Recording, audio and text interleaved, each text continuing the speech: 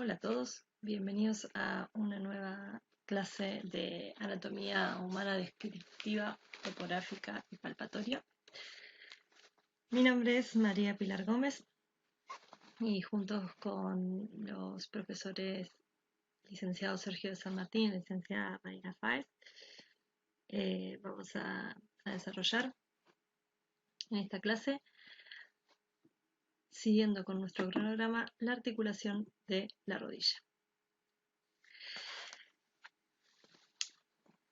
Es una de las articulaciones más importantes del cuerpo, ¿sí? Y es una de las que más se suele lesionar tanto en los deportes como en la vida cotidiana. Seguramente todos ustedes conocerán o habrán sido protagonistas de alguna lesión de rodilla.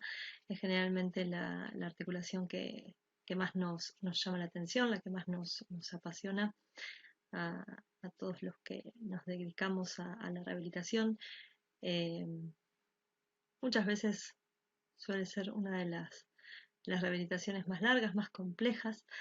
Hay veces que hay lesiones que son menores, pero bueno, sin lugar a dudas, el estudio de la osteología, la artrología y la miología de esta articulación es apasionante para todos por igual. Es una estructura que es bastante compleja y está configurada para sostener el peso del cuerpo, mientras que se está de pie, se camina o se corre. De ahí es que también muchas de las lesiones que tiene tienen que ver justamente con las acciones para las cuales está preparada. Para poder realizar estas funciones es necesario que tenga una gran estabilidad, que va a ser lograda gracias a los músculos que están a su alrededor, que son especialmente potentes, y a los elementos articulares, especialmente los ligamentos. Bien, la rodilla está formada por la yuxtaposición de dos articulaciones diferentes. Acá vemos la articulación que está formada por el fémur y la tibia. En esta imagen, la rótula, que formaría la segunda articulación, que es la articulación femororotuliana, no está presente. ¿Sí?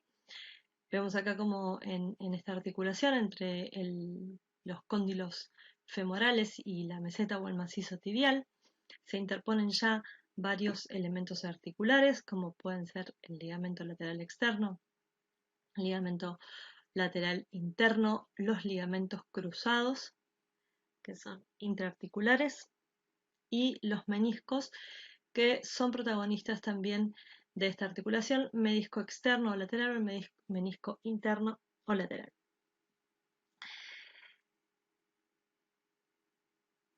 Bien, vamos a ir explayándonos un poquito en cada una de los elementos que conforman esta articulación.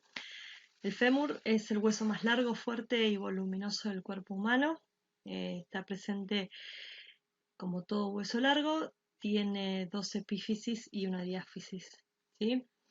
Eh, si bien ya lo vimos la semana pasada cuando vimos la articulación de la cadera, vamos a explayarnos un poquito más sobre este hueso, ¿sí? Que es tan importante y es tan potente. En la epífisis proximal, que es la que forma parte de la articulación de la cadera a través de la cabeza del fémur con la cavidad cotiloidea, encontramos el trocánter mayor, la cabeza, el cuello anatómico del fémur, el trocánter menor, que está más interno y es bastante más pequeño que el mayor, y el cuello quirúrgico como elementos a destacar. La diáfisis, que tiene una longitud bastante importante, ¿sí? En la cara anterior va a presentar la inserción y el apoyo para el músculo cuádriceps, ¿sí? Que es uno de los músculos más fuertes e importantes de esta área. La epífisis distal está conformada por los cóndilos, el cóndilo medial y el cóndilo lateral como las dos estructuras más voluminosas, y luego tenemos por encima de estos el epicóndilo lateral, el epicóndilo medial, la fosa supratroclear, que es donde va a descansar la rótula, cuando la rodilla está en extensión, y la cara rotuliana para que se apoye la rótula al momento de conformar la articulación femororotuliana. En detalle vemos que presenta por delante una superficie en forma de polea, que es la tróclea femoral, y hacia abajo y atrás observamos la fosa intercondilia, ¿sí? Acá, por debajo de esta cara rotuliana, que está limitada por el cóndilo medial hacia adentro y el cóndilo lateral hacia afuera. Cada cóndilo presenta una superficie articular en semicírculo que está destinada a girar sobre la superficie tibial correspondiente.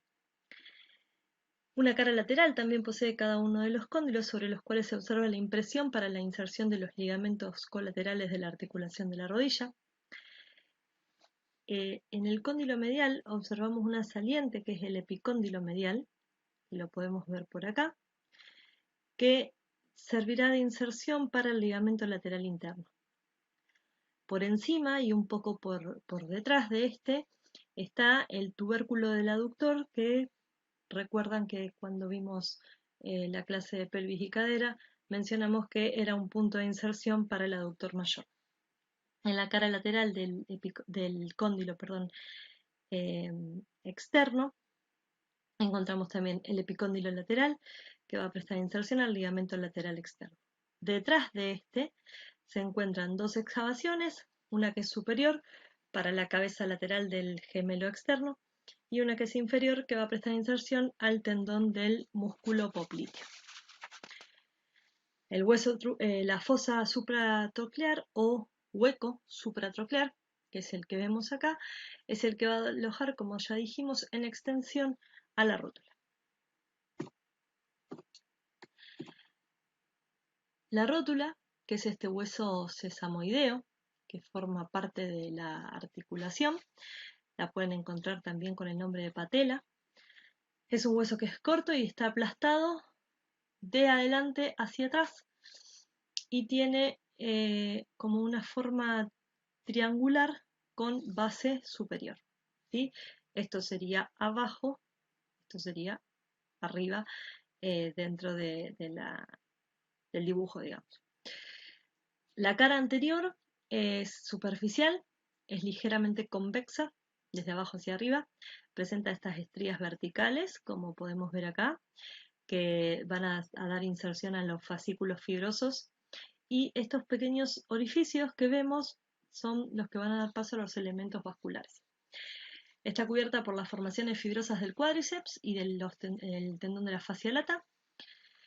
La cara posterior, que es la superficie articular, para articularse con el fémur, está casi por completo ocupando, ¿sí? Bien toda esta parte blanca que forma parte del cartílago, va a hacer la superficie articular, es ligeramente cóncavo, ¿sí? Ven, para los dos cóndilos femorales, y está separada por una cresta vertical que es la que se va a alojar en la tróclea femoral. La base de la rótula da lugar a inserción al tendón del cuádriceps por delante, y por detrás está cubierto con cartílago, como dijimos, que es cartílago hialino, para poder relacionarse con el fémur. Los bordes laterales y mediales van a prestar inserción a las expansiones laterales del cuádriceps, del tendón del recto femoral y de los retináculos medial y lateral de la rótula, que ya veremos más adelante. Como les dije al principio, es lo que llamamos un hueso sesamoideo, es muy voluminoso y se encuentra sometido a tracciones musculares muy fuertes y es bastante superficial. Vamos a continuar con los otros dos huesos que van a formar parte. En realidad, digamos, forman parte de la pierna, pero puntualmente quien va a formar parte de la articulación de la rodilla es la tibia, que también, al igual que el fémur, es un hueso largo, es bastante voluminoso, está situado medial al peroné, por debajo del fémur, que el fémur se apoya sobre ella y le va a transmitir el peso de todo el cuerpo. La extremidad superior de la tibia participa de la articulación femorotibial y también de la articulación tibio-peronea superior, que vamos a ver más adelante cuando veamos la articulación de tobillo en la próxima clase. Como le dijimos, es voluminosa, está ensanchada y se la denomina a la parte superior el macizo tibial. La cara articular superior presenta dos superficies que son horizontales, ligeramente excavadas para recibir a los cóndilos femorales. La que recibirá el cóndilo medial es un poco más larga y excavada, y la que recibirá el cóndilo lateral o el cóndilo externo es un poquito más extendida en el sentido transversal. En la parte media de la carilla articular se encuentra la eminencia intercondilia, que la vemos por acá. Esta es el área para el cóndilo medial, esta es el área para el cóndilo lateral, y esto es lo que llamamos eminencia intercondilia. Por delante y por detrás de esta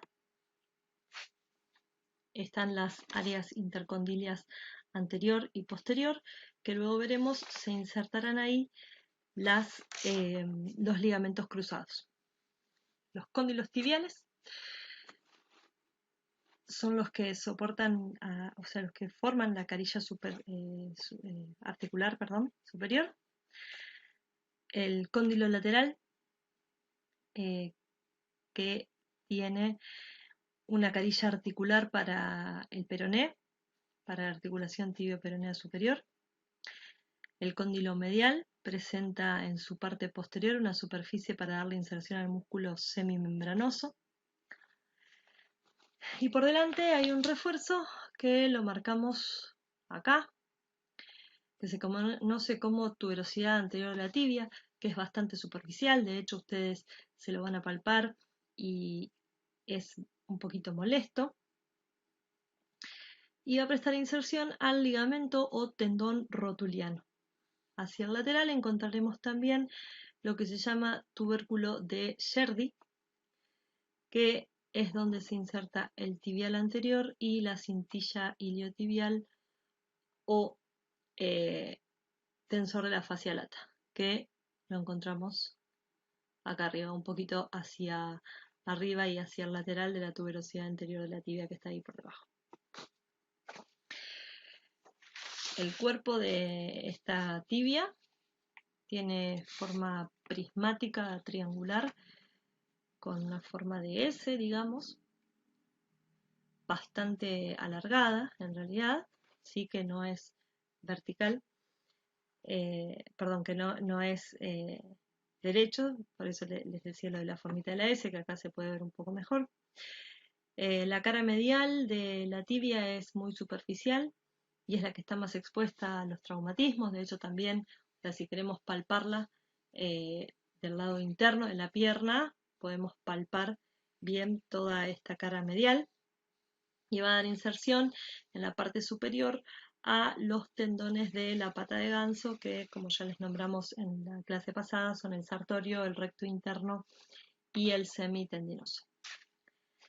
La cara lateral de la tibia es cóncava hacia arriba, donde se insertará el músculo tibial anterior, y luego se vuelve hacia abajo convexa, donde se deslizan los tendones de los extensores del dedo del pie.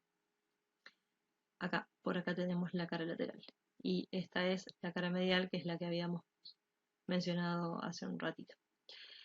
La cara posterior de la tibia está atravesada por una cresta oblicua, que es la línea del sóleo, que es donde se va a insertar el músculo sóleo, que ya veremos en la clase próxima. Y superior a este se insertará el músculo popliteo. También encontramos en esta cara posterior de la tibia, por acá, un agujero nutricio, ¿sí? Para el pasaje de los elementos nobles. Acá, como vemos, está la línea del sóleo, donde se va a insertar el músculo sóleo, ¿sí? Por encima de este, como les dije, se va a insertar el músculo popliteo, y este es el surco que habíamos nombrado antes para la inserción del semimembranoso. El borde anterior de la tibia, que es bastante cortante en su parte media, lo conocemos como cresta de la tibia, que lo podemos ver por acá adelante. El borde anterior es este, que es bien filosito. Comienza en la tuberosidad anterior de la tibia, y finaliza en el maléolo medial, por acá debajo.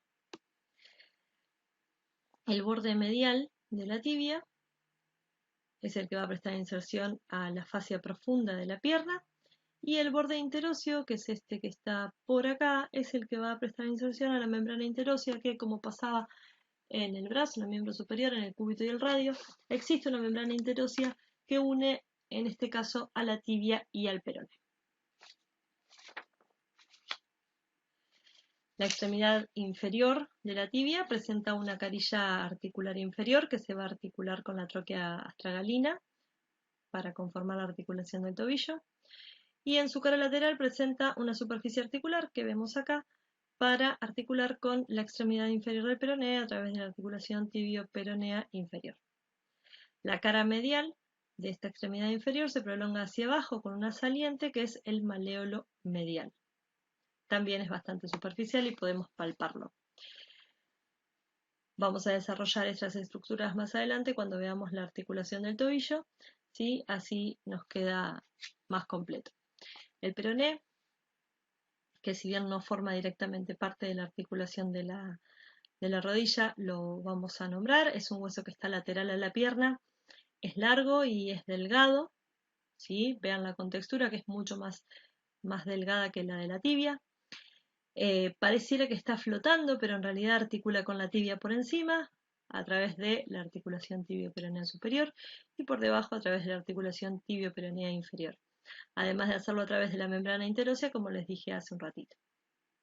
La extremidad superior del peroné o cabeza del peroné presenta una superficie articular en la cara medial que va a formar esta articulación tibio-peronea superior. En el vértice de la cabeza o la apófisis estiloides del peroné encontraremos la inserción para el bíceps femoral, y medial encontraremos a esta inserción encontraremos un punto para la inserción del ligamento lateral externo.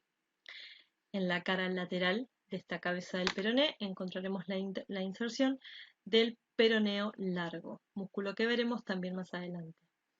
La diáfisis presenta una cara lateral, marcada por acá, que presenta un canal en su parte media para los músculos peroneos corto y largo, una cara medial, que está dividida en dos superficies, anterior y posterior, por el borde interóseo, que es el que vemos acá.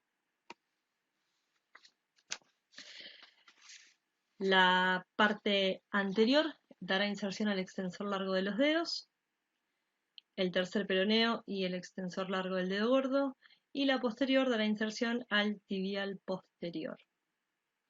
En el borde interóseo, este que vemos por acá, se va a insertar la membrana interósea, que va a ir hacia el borde interóseo de la tibia.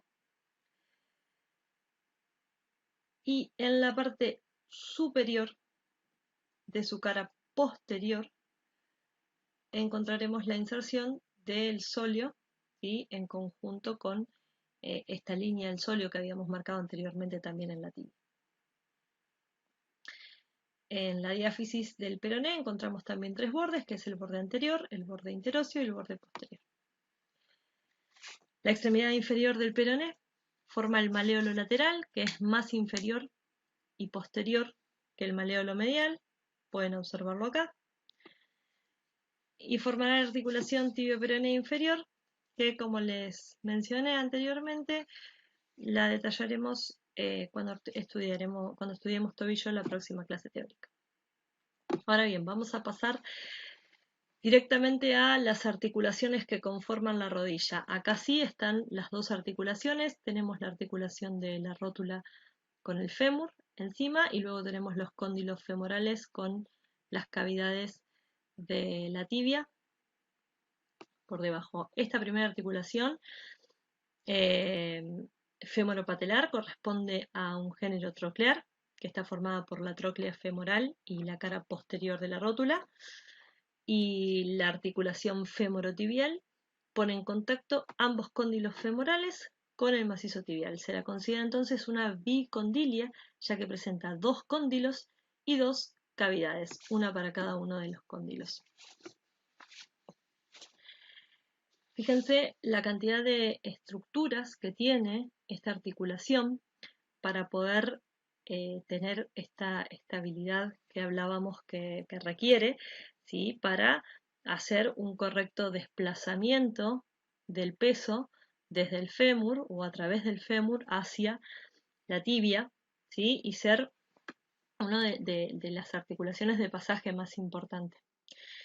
Tanto los cóndilos como las cavidades glenoideas y la superficie articular de la rótula se encuentran además tapizados en un fibrocartílago para que también la congruencia de esta articulación sea superior, ¿sí? Ven acá como este cóndilo, este otro cóndilo, están tapizados en este fibrocartílago. Vamos a hablar de los medios de unión puntualmente. Vamos a pasar de diapo. La cápsula articular, ¿sí? Como ya nombramos, primero el cartílago. Fíjense que todas las superficies articulares están recubiertas en cartílago. Tenemos el cartílago de la rótula por acá, de la patela, el cartílago de los cóndilos y el cartílago de las cavidades dentro del macizo tibial. La inserción anterior de la cápsula, que es esta membrana que vemos que va a recubrir a esta articulación, la inserción anterior corresponde al borde inferior de la cara anterior de la rótula, insertándose en el borde anterior de los tubérculos intercondilios, por encima de la rótula, entre el borde póstero superior de la tróclea por arriba y la base de la rótula por debajo, penetrando en el hiato hacia el receso sinovial del cuádriceps.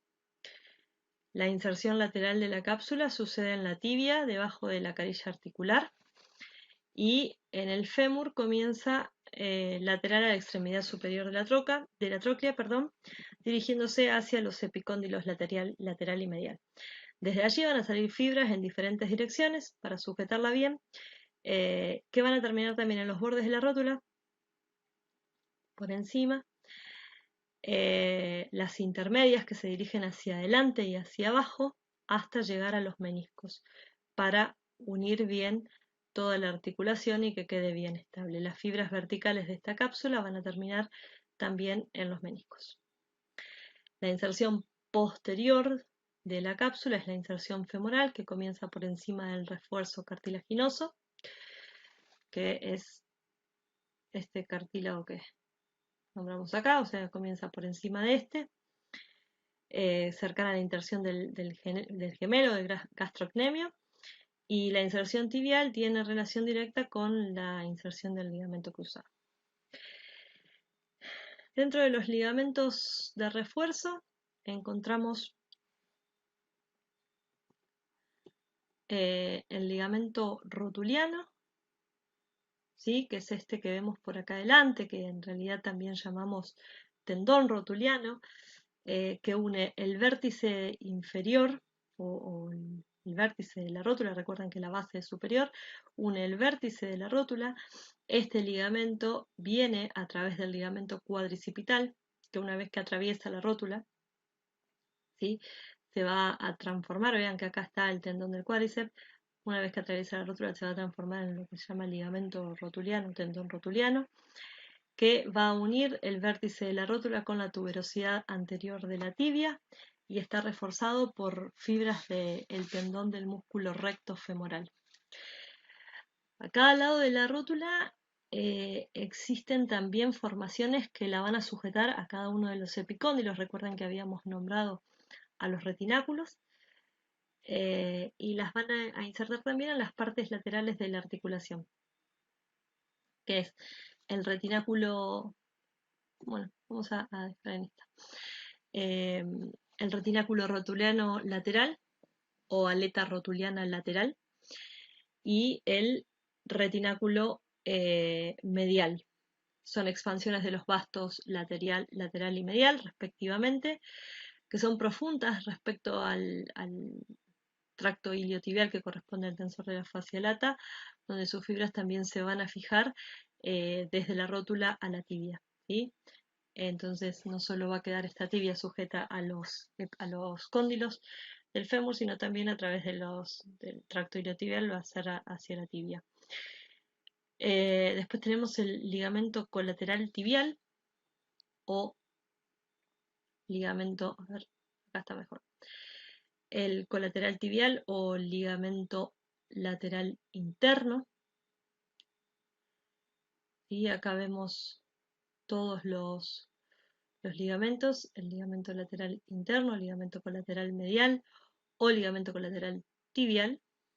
Tiene forma de cinta, ¿sí? Distinguimos esto porque en cambio el externo tiene forma de cordón, pero el lateral interno tiene forma de cinta y se extiende desde el cóndilo medial del fémur hasta la tibia, y sus fibras en la cara profunda se van a adherir al menisco interno. El ligamento lateral externo o la colateral peroneo o colateral lateral tiene forma de cordón, como dijimos, es delgado pero es muy resistente. Por arriba se inserta detrás del cóndilo, por encima de la fosa del músculo popliteo, se dirige hacia abajo y se inserta en la parte anterior y lateral de la cabeza del peroneo. Algunas fibras también se van a desprender para dirigirse al menisco externo, como sucedía con el ligamento lateral interno. Ambos ligamentos se van a encargar de darle estabilidad a esta articulación. Y después tenemos dos ligamentos que son protagonistas en la articulación y protagonistas también en las lesiones, sobre todo uno de ellos, que son muy fuertes y que se ubican profundamente, como los podemos ver acá atrás, que son los ligamentos cruzados, el ligamento cruzado anterior y el ligamento cruzado posterior, por detrás. El ligamento cruzado anterior se inserta por debajo en el área intercondilia anterior, por delante del tubérculo intercondilio medial, vemos acá su inserción, y medialmente al cuerno anterior del menisco externo. Se va a dirigir hacia arriba y hacia atrás y hacia afuera un poquito para terminar en el cóndilo externo del fémur, en su cara posterior, y su recorrido es cruzado antero-externo, ¿sí? Este es el ligamento cruzado anterior, pero recuerden que es antero-externo. El posterior se inserta por detrás de la eminencia intercondilia de la tibia y se dirige hacia arriba y en sentido medial para terminar en la cara lateral del cóndilo interno del fémur. ¿Sí? Este es ligamento cruzado póstero interno. El ligamento cruzado anterior permite evitar un desplazamiento hacia adelante de la tibia respecto del fémur, mientras que el posterior evita un desplazamiento hacia atrás de la tibia respecto del fémur. Ambos en conjunto son los que van a proporcionar la estabilidad rotacional a la rodilla. La ruptura de estos es muy frecuente, sobre todo en las actividades deportivas y sobre todo, como les dije al principio, el ligamento cruzado anterior, que cuando se lesiona puede también lesionar el menisco interno y el ligamento lateral interno, que es una de las lesiones complejas más frecuentes que se dan en esta articulación. Una de las cosas importantes que tenemos, además de todas las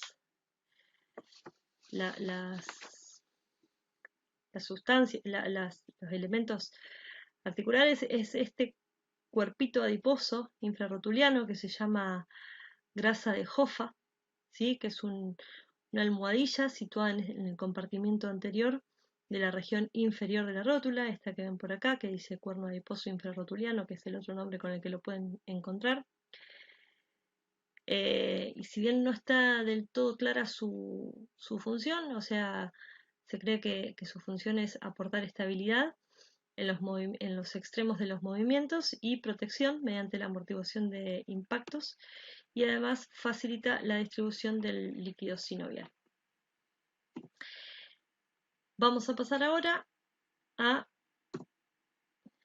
los meniscos, que esto es una vista, digamos, desde arriba. Este es el menisco interno, este es el menisco externo. La falta de concordancia o de congruencia entre los cóndilos femorales y las carillas articulares de la tibia se va a corregir en parte gracias a la presencia de estos dos elementos que conocemos como meniscos. Son dos fibroscartílagos que aumentan la profundidad de las superficies articulares, están fijados a la tibia y a la cápsula articular, como dijimos, y son abiertos hacia adentro, y los cuernos de estos están fijados a la tibia porque, como dijimos, se apoyan sobre este macizo tibial, sobre las cavidades donde van a depositarse los cóndilos. Tenemos el menisco medial, que tiene forma de C. Si se fijan, este es un poco más abierto que el lateral o el externo. Es más ancho por detrás que por delante. La cara lateral está adherida por completo a la cápsula articular.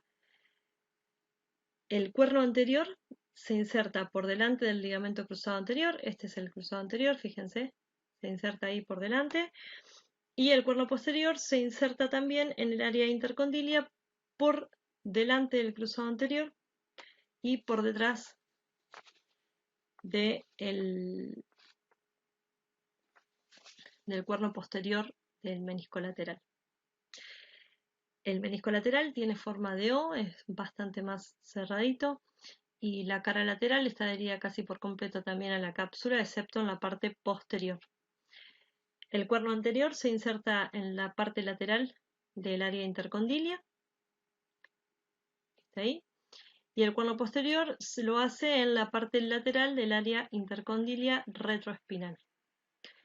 Los dos meniscos se ven por delante, se unen, perdón, por delante a través del ligamento transverso de la rodilla, que es este que vemos por acá, que está íntimamente relacionado con la grasa de Hoffa, que la vemos por acá, o la almohadilla infrarrotuliana.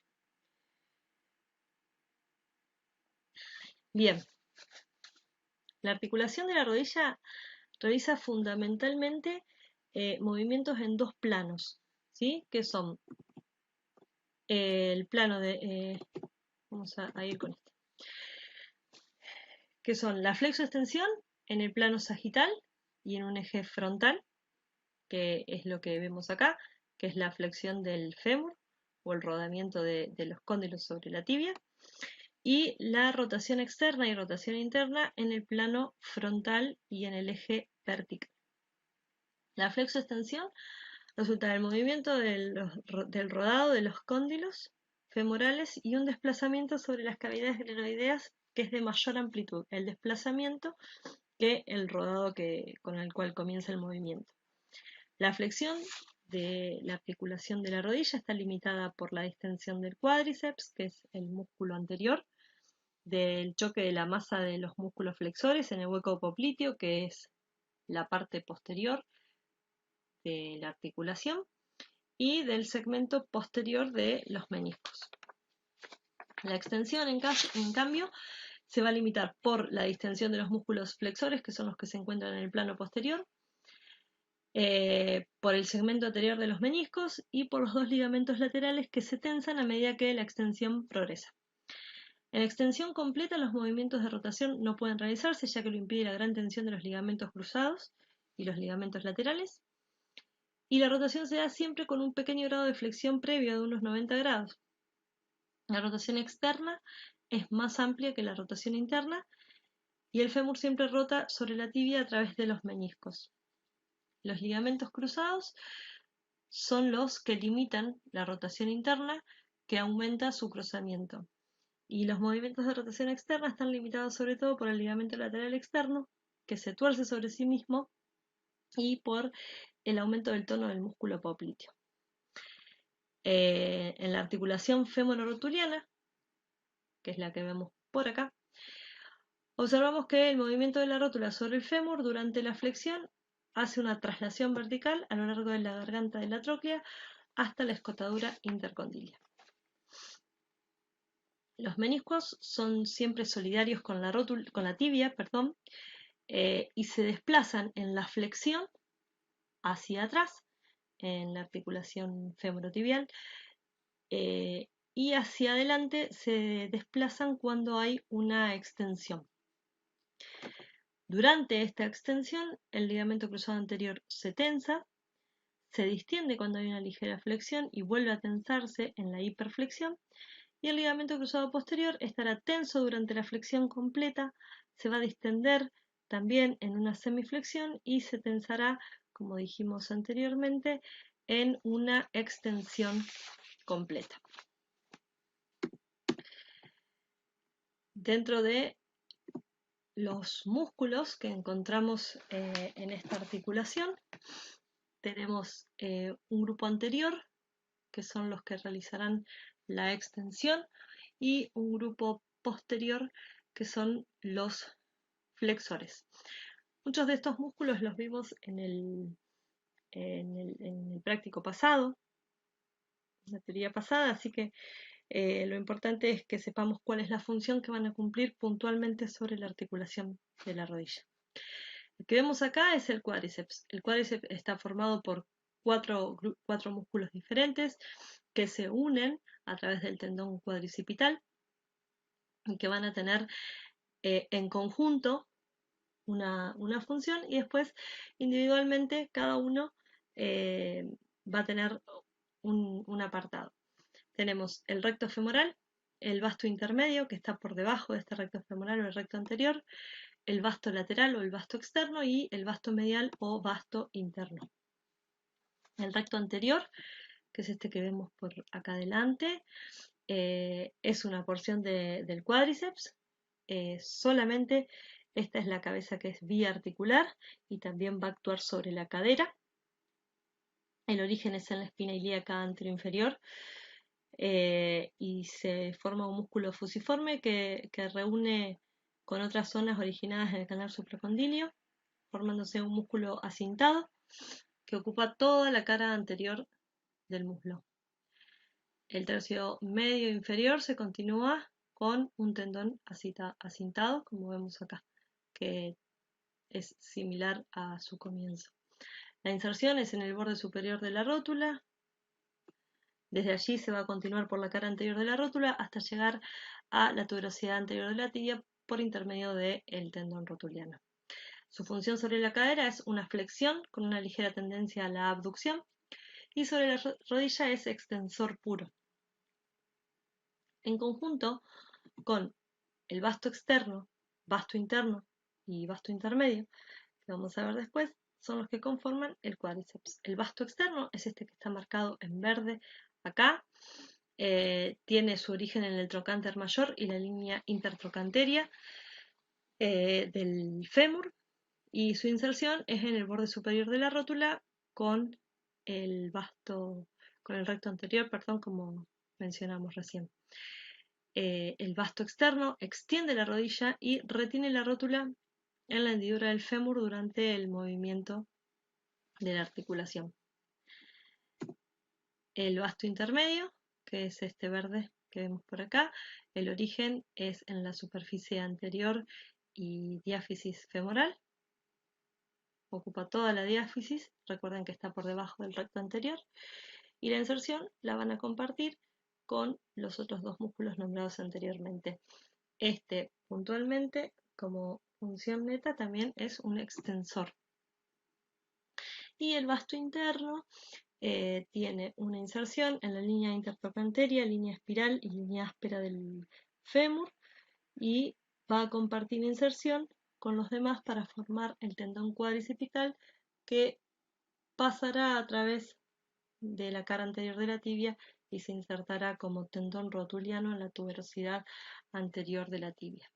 Recuerden que los retináculos laterales y medial de la rótula tienen relación directa con este vasto interno y el vasto externo, por eso esta función de retener la rótula en la hendidura del fémur durante el movimiento de la rodilla.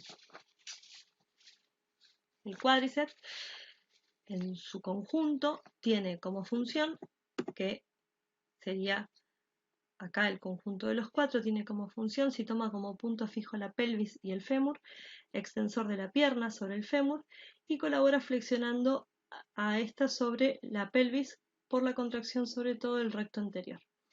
Los bastos son extensores y la contracción aislada de cada uno de los bastos va a imprimir un movimiento de lateralidad en la rótula, que esto tiene también que ver con algo que quizás en algún momento hayan escuchado, que es la displasia rotuliana, que es justamente cuando uno de los bastos es más fuerte y hace que la rótula no esté estabilizada y se vaya generalmente hacia, hacia afuera, porque la cadena externa suele ser más fuerte que la interna. En el grupo posterior, que es de los isquiotibiales, bíceps femoral, semitendinoso y semimembranoso. El bíceps y el semimembranoso son los flexores más potentes, mientras que los de la pata de ganso, que son el sartorio, el recto interno y el semitendinoso, el popliteo y los gemelos, son flexores pero accesorios. El semimembranoso, el popliteo y los músculos de la pata de ganso son también rotadores mediales, y el bíceps femoral es un rotador lateral. Acá vemos el bíceps, que resulta de la fusión de los dos cuerpos musculares diferenciados, la porción larga o isquiática, que se origina en la tuberosidad isquiática del isquión, junto con el semitendinoso en un tendón conjunto, y la porción corta o femoral, que se origina en el tercio inferior del intersticio del labio lateral de la línea áspera del fémur. La inserción se fija en el proceso estiloides del peroné, en la tuberosidad externa de la tibia, y mediante una expansión en la aponeurosis tibial. La parte principal del tendón se inserta en la superficie lateral de la cabeza del peroné, y las extensiones del tendón se fusionan con el ligamento colateral peroneo o ligamento lateral externo y con los ligamentos asociados a la cara lateral de la articulación de la rodilla. Posee una doble función. La que nos interesa acá sobre la rodilla es flexor de la rodilla y, como dijimos recién, rotador externo o rotador lateral de la tibia. El semitendinoso, que es un músculo que no es palpable porque lo va a cubrir el glúteo mayor, y es un tendón en la mitad de su recorrido. Tiene su origen en la tuberosidad isquiática y desde ahí se continúa con un tendón largo que se va a insertar junto con el sartorio y el recto interno en la tibia a través de los músculos de la pata de ganso, del tendón, perdón, de la pata de ganso. Es un flexor también de la rodilla o de la pierna sobre el fémur y colabora en la rotación interna. El semimembranoso, que es más profundo que el que nombramos recién, es un músculo que es bastante más fuerte y está protegido de cualquier lesión que no sea accidental. Tiene su origen en la tuberosidad isquiática y desde ahí forma un tendón alargado y aplanado, del cual las fibras tienen forma semipeniformes.